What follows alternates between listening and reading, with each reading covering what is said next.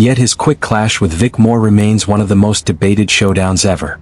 But hold on, many folks only know Bruce from flicks, missing the real grit. Picture this, he'd charge in aiming 3 or 4 punches at my chest. I'd block, he'd try again.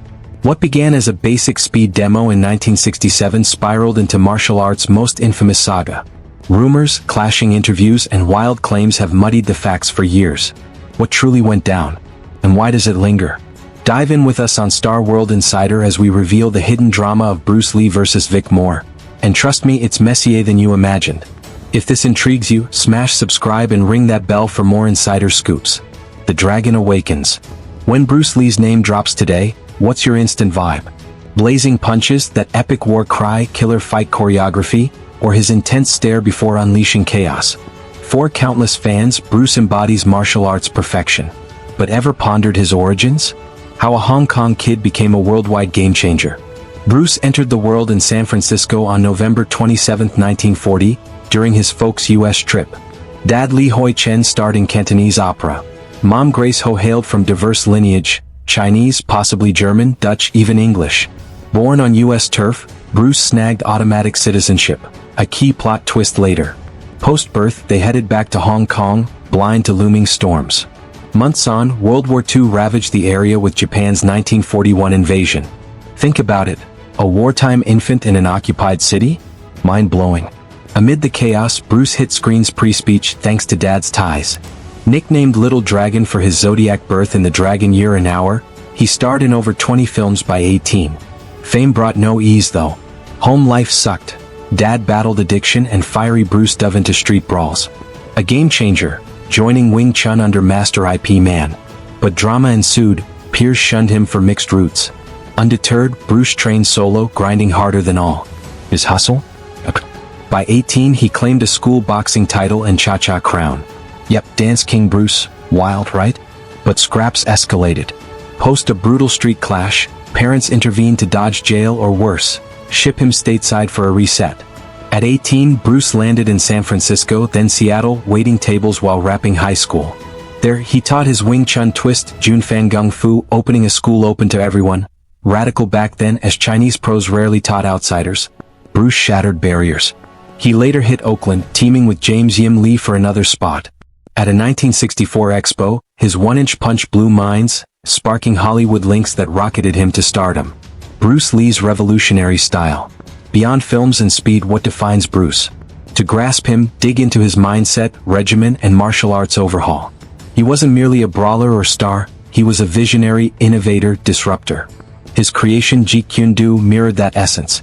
Bruce ditched single-style loyalty, slamming old systems as stiff and outdated.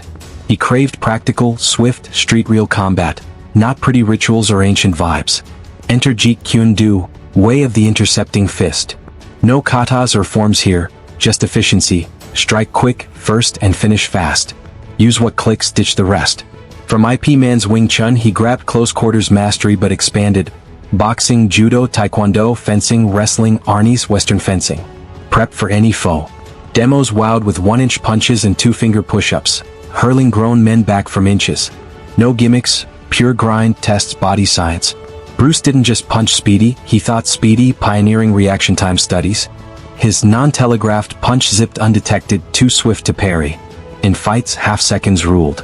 He loved the oblique stop kick, a low jam that hit MMA big later, to halt attacks pre-launch. Mix in sidekicks, spinning heels, sweeps, ollie-inspired footwork, and Bruce's edge shines. But he wasn't strike-only, ground game mattered. From pros like Jean LaBelle he nabbed judo throws, arm bars, chokes. Less flashy for films but real-life ready, spot them and enter the dragon or way of the dragon. Peak fighting demanded peak fitness. Pro athlete training with weights, cardio, stretches, Indian wrestler drills. Diet? Strict. No junk, homemade shakes. Body as machine. Bruce rebelled everywhere. Snag any effective technique, blend science, philosophy, combat into novelty. Students? Diverse. Stars, athletes, champs. Race? Irrelevant. He shared freely. Dan Inosanto, Chuck Norris, Kareem Abdul-Jabbar, legends he molded. Bruce evolved from man to movement. But amid this glory, where's Vic Moore fit? Tease, it's juicier than you think. Comment your guesses below and like if you're dying to know. Vic Moore's epic journey. Meet Victor Moore, a martial arts trailblazer with a storied path. Born August 23, 1943, he's among America's first black national stars, holding 10th degree karate black belt. Trained under giants like Robert Trias, American Karate Dad, and Mong Jiwei, Bando/kickboxing master. In 60s/70s, Moore competed fiercely, shattering ceilings. Not just trophies he pioneered. 1965, first black winner at USA Grand Nationals amid segregation vibes. Epic barrier bust. Journey expanded. Shito Ryu, Kenpo, Goju Ryu, Cheetah Ryu, Bando, Thai boxing, multi-master student. Career? Nationwide travel, schools, seminars, tourney dominance coast to coast. Wins stacked. 1966, downed all-Hawaiian champ in Richmond. 1968, beat Joe Louis at World's Fair Karate Champs. 1969, topped Mike Stone for light heavyweight in Pasadena. 1970, edged Bill Superfoot Wallace for USK's debut pro world title. 1965 to 1975, placed every entry, pure reign. Beyond fights, showman/promoter. With Joe Louis, birthed US kickboxing. 1973 Merv Griffin show debut? Sports TV breakthrough. Co-founded World Karate Association in 74, boosting pro martial arts. Starred in Black Karate with Trias Jim Kelly. Shaped public views, even crafted law enforcement's first training manual with Trias, Harold Long, Hewlin Willis. Yet his legacy twists. By late 60s, some spot a Bruce Lee complex. Moore comparing, shading, spotlight grabbing. While Bruce innovated to global fame, Moore pushed his prowess. Envy? Pride? Tension brewed. If Vic's saga fires you up, activate notifications. More legends incoming. Clash at Long Beach, Bruce vs. Vic. Finally, icons collide. August 1967, Long Beach, California, pinnacle event. Long Beach International Karate Championships. Not any tourney, the epicenter launching Chuck Norris, Joe Louis, Benny the Jet, Urquidez, Mike Stone. But 67? Extra spice, a moment etched in lore though twisted. Organizer, Ed Parker, American Kenpo Karate Godfather. Since 64 he bridged old school and new wave fighters, uniting global talents. Champs, pupils, mentors, rising stars. 64. Parker unveiled Bruce to US crowds with mind-bending demo. Now 67. Bruce returns sharper, bolder, famed. Hollywood buzz, Jeet Kune Do philosophy, he's revolutionary force. Demo? No medals, no bouts. A spotlight on speed, skill, control. Bruce showcased Jeet Kune Do's break from rigidity. Movement, velocity, efficiency trumps forms. Crowd hushed, awed. Blindfolded chi saw drills, sensing sand sight. 1-inch punches blasting volunteers back. Peak thrill, facing karate titan Vic Moore, proven champ, title stacked. No random, elite cred. Bruce invites speed drill. Stand close, Bruce punches at face. Vic blocks if able. Bruce announces strikes. Pure reaction, focus, velocity test. Not power, not fight. Footage? Bruce blitzes, hand zips to Vic's face repeatedly. Vic blocks? Nah, Bruce tags or grazes, crowd gasps. Not humiliation, proof of Bruce's honed edge. No victors, no prizes, but audience knew, Bruce's speed defied belief, perhaps limits. Yet story lingers. Vic later spins alternate tale, clashing with eyes on accounts, footage. Some buy it, others nah. Tension. Amplified post-day. What did Vic claim? Stay tuned, share thoughts and comments, subscribe for the full reveal. The real Bruce vs. Vic showdown. Buckle up, Bruce Lee Vic Moore untold truth, messier than imagined as Vic spun his fantasy narrative. 1967 Long Beach. Witnessed, partially filmed. What could have stayed respectful demo morphed into martial arts hottest debate via Vic's revisions. Setup. Bruce straight punches at Vic's face, Vic blocks. No match, no winner, just speed/reaction demo highlighting Bruce's non-telegraphed Jeet Kune Do core. Footage crystal. Lee retreats, checks readiness, surges, punch halts hairs from face. 8 times, speed, precision, control. Vic. 0 blocks.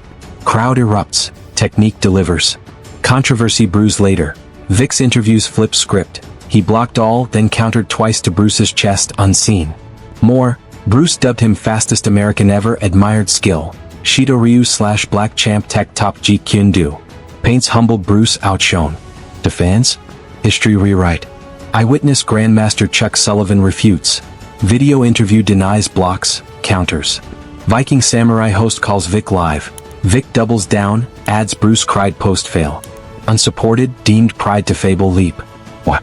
Memory warp? Or Bruce complex? Frustration at Bruce's eternal spotlight via films/philosophy versus Vic's tourney grind feeling snubbed. Footage truths, Bruce's unmatched grace/speed, Vic's fails, crowd's awe. Could have been mutual respect symbol, became pride-fueled rift. Wild, right? Like if debating, bell on for similar exposés. Bruce's silent legacy. Why Vic persists claiming superiority, spotlight grabbing decades post-1967 demo. Mystery. Some tie to Bruce's untimely exit, opening unchallenged myth-making. Memories morph, pride overrides facts sans rebuttal. Recall Bruce's end. July 20, 1973 Hong Kong, prepping film with George Lazenby. Scripted game of death with Raymond Chow, visited Betty Ting Pei, napped, never rose. Age 32. Cause, cerebral edema, brain swell, prior episode but fatal. DOA at Queen Elizabeth Hospital. Globe shock. Buried Seattle by son Brandon. Funeral stars Steve McQueen, James Coburn, Dan Inosanto. Post-death, game of death patched with doubles, old clips, new cast. Subpar but fans craved glimpses. Legend ballooned, films, books, docs, daughters TV series. Absent Bruce? Legacy undefended personally. Perhaps why Vic's yarn endured. Scene 67 footage? Spot anything? Drop comments like, subscribe to Star World Insider for more untold martial arts dramas. Bruce's silent legacy. Why Vic persists claiming superiority, spotlight grabbing decades post-1967 demo. Mystery. Some tie to Bruce's untimely exit, opening unchallenged myth-making. Memories morph, pride overrides facts sans rebuttal. Recall Bruce's end. July 20, 1973 Hong Kong, prepping film with George Lazenby. Scripted game of death with Raymond Chow, visited Betty Ting Pei, napped, never rose. Age 32. Cause, cerebral edema, brain swell, prior episode but fatal. DOA at Queen Elizabeth Hospital. Globe shock. Buried Seattle by son Brandon. Funeral stars Steve McQueen, James Coburn, Dan Inosanto. Post-death, game of death patched with doubles, old clips, new cast. Subpar but fans craved glimpses. Legend ballooned, films, books, docs, daughters TV series. Absent Bruce? Legacy undefended personally. Perhaps why Vic's yarn endured. Scene 67 footage? Spot anything? Drop comments like, subscribe to Star World Insider for more untold martial arts dramas. But wait folks, don't click away just yet. If that Vic Moore controversy left you buzzing, imagine diving even deeper into the Dragon's Den. Bruce Lee's story doesn't end with his tragic passing. Oh no, that's where the real magic explodes. His influence? It's like a wildfire that never dies out, shaping everything from sweaty gym sessions to blockbuster hits. Stick with me as we unpack how this one man flipped the script on martial arts, mixed it up with modern fighting, and became a pop culture god. And hey, if you're loving this epic breakdown, smash that like button right now. It fuels more deep dives like this on Star World Insider. Let's roll. First off, let's talk philosophy, because Bruce wasn't just about flying kicks and six-pack abs. He was a thinker, a poet of punches, drawing from ancient wisdom while smashing old rules. Ever heard his famous line, "Be water, my friend"? That's not just cool talk, it's the core of Jeet Kune Do. Bruce preached adaptability. Flow like water around obstacles, crash like waves when needed. He pulled from Taoism, Zen, and even Western philosophers like Krishnamurti. In his book, Tao of Jeet Kune Do, he wrote about emptying your mind, being formless. Sound familiar? Yeah, that's the blueprint for today's mindset gurus and athletes. Imagine training not just your body but your brain. Bruce did that decades before sports psychology blew up. His notes? Packed with sketches of techniques blended with deep thoughts on life. He believed martial arts wasn't war, it was self-discovery. Knowing is not enough, we must apply. Willing is not enough, we must do. Boom, that's Bruce in a nutshell. If this resonates, drop a comment. How has Be Water changed your life? Subscribe and bell up for more motivational gems. Now shift gears to his massive ripple in mixed martial arts. MMA baby? Did Bruce invent it? Not exactly, but dang, he lit the fuse. Back in the 60s, fights were siloed. Karate here, boxing there, no mixing. Bruce? He said nah, grab the best from everywhere. Jeet Kune Do was basically proto-MMA. Wing Chun for close range, boxing for hooks, judo for throws, even fencing for footwork. Fast forward to the UFC's birth in 1993, and fighters are echoing Bruce's hybrid style. Legends like Conor McGregor cite him as inspiration. Dana White calls him the father of MMA. What? Because Bruce proved one style ain't enough in a real scrap. His oblique kicks, standard in octagons now. Ground game? He trained with grapplers like Jean LaBelle, way before Brazilian Jiu-Jitsu dominated. Even his emphasis on conditioning, running miles, lifting weights, eating clean, set the bar for pro fighters. Without Bruce, MMA might still be underground brawls. Picture this, UFC champs channeling his speed drills. Mind blown? Like if you're an MMA fan, and tell us your fave Bruce-influenced move in the comments. Don't forget to subscribe. Next vid might cover MMA Evo. Pop culture? Bruce owned it and still does. From Enter the Dragon, dropping in '73, right after his death, to becoming the ultimate icon, his shadow looms large. That film? Grossed millions, introduced nunchucks to the masses, and sparked a kung fu craze. Kids everywhere were chopping boards or trying. Then Hollywood exploded. Jackie Chan, Jet Li, even The Matrix with its wire-fu nods to Bruce. Video games? Street Fighter characters mimic his yells. Mortal Kombat has Liu Kang as a Lee tribute. Music? Wu-Tang Clan sampled his lines. Rappers drop his name like currency. Fashion? Those yellow jumpsuits from Game of Death are eternal memes. And statues? Hong Kong's got one on the Avenue of Stars. Seattle has a museum. His image sells everything: energy drinks, sneakers, NFTs. But it's deeper. Bruce broke Asian stereotypes. Pre-him, Asians in films were sidekicks or villains. Post-him, heroes. He paved the way for diversity in action flicks. Ever seen a superhero movie without wire work? Thank Bruce. If pop culture hooks you, share your fave Bruce reference below. Like and sub for more icon breakdowns. Myths time, because with legends come tall tales, and Bruce has a truckload. One biggie, was he unbeatable? Fans say yes, but truth? He never competed publicly in the US, focusing on teaching and films. That Wong Jack Man fight in '64? Shrouded in fog, Bruce won, but accounts vary on how clean. Some say it lasted minutes, others claim Bruce chased him down. Myth or fact, his 1-inch punch could shatter bones? Nah, it was physics, core power, not magic. But demos sent guys flying. Another, superhuman strength? He did 2-finger push-ups, sure, but through insane training, not genes. Speed? Camera tricks in films amped it, but real footage shows blurring hands. And the curse?